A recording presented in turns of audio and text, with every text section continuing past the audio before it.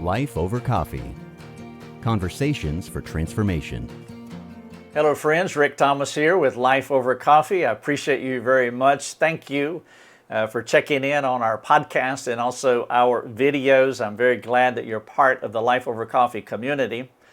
Over the last little bit, I've been going through my book, The Cyber Effect. It is a free digital download in our store. I am at the last effect here. It's called the migration effect.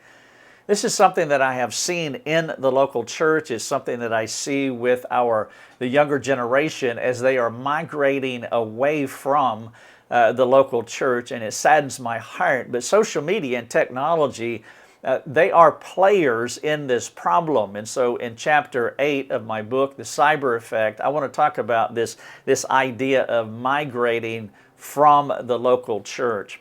The global effect of all of these issues with social media, technology, the internet, on the body of Christ is what it is doing to our local churches. You see, the family is the core of all civil societies, and within the Christian world, the family constitutes the local church, because it is families that make up those local assemblies. And so when the families are affected, it's going to affect the local church. In former generations, the social center of every community was the local church building, the structure where Christian families gathered from around the community to build koinonia practically amongst each other. All roads in the community led to that church building, the epicenter of what went on in church life. It's where people worshiped. It's where they got married. It's where they were buried. It's where they gathered socially. We met for choir practice and evangelism and family fun days and all of these other events. We even coined an expression to emphasize the value of that building, even if that building was a white frame church building, a red brick building, or some other dance studio on Main Street. Wherever we gathered, that building, we coined this expression. We call it going to church. But we have let the internet age destroy the historical social center for the Christian community, the building. We have migrated to endless social communities in cyberspace, relocating the church building to the perimeter of our lives and moving our preferred social media platforms to the center. There are more people that spend more time on social media than they do with their local church body. And I'm not talking about just going to the building as though that is the answer, but participating in real life relationships in your local church is a second fiddle phenomenon, because social media is the epicenter of our communal lives. We have thrown the baby out with the bathwater as we mock our former 3 to Thrive habits. And what I mean by 3 to Thrive is that you show up at the building on Sunday morning, Sunday night, Wednesday night. There can be a mocking of that old school way of going to church by showing up for the church meeting on Sunday morning, Sunday night, Wednesday night. And we have restricted our church attendance sermon diet to once on Sunday. And that is competing with our vacations, Sundays on the lake, kids' sports. We've whittled it down to one meeting a week.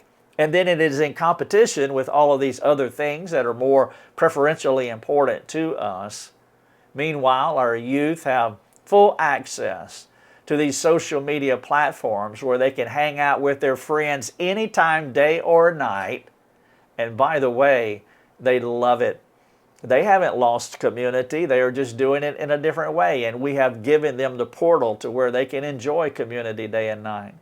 And when they turn 18 and go to college, or when they get jobs, it's not a big deal for many of them to leave their local churches behind, because these buildings, or more specifically, the inhabitants of these buildings, they're not the social center of their lives anymore.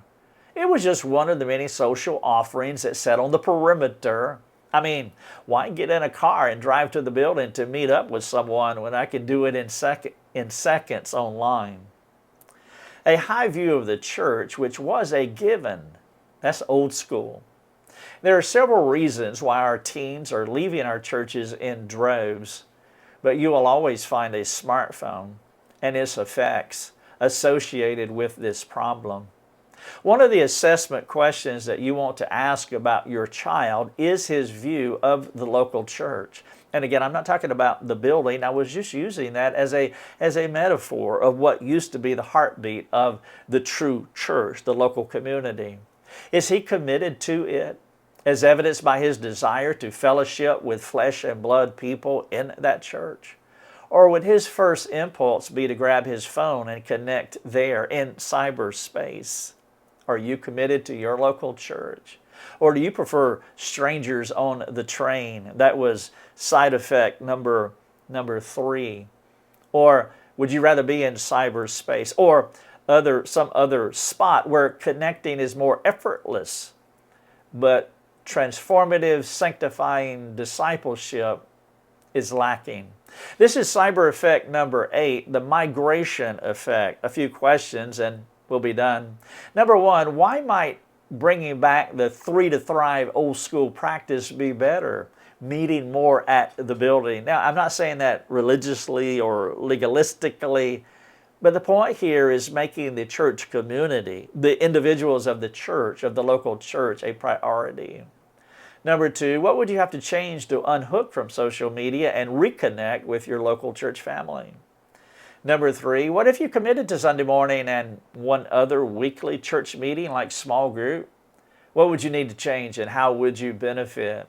Number 4, perhaps you've enabled your child to drift from the church by creating a new social epicenter for him through his technology. Would you discuss this with your child if this is true for you? And maybe the relationship between you and your child is so fractured because he has disconnected not only from the local church but also from you. Maybe a higher level of intervention would be wise. And then finally, number 5, what must you do to create, to reestablish, to enhance a high view of the local church in your life? This is cyber effect number 8. The migration effect. From my book, The Cyber Effect, get your free copy in our store. Get as many as you want. Let your friends know. And then it would be good to have this discussion with at least one other person so you can have conversations for transformation. Thanks for joining us.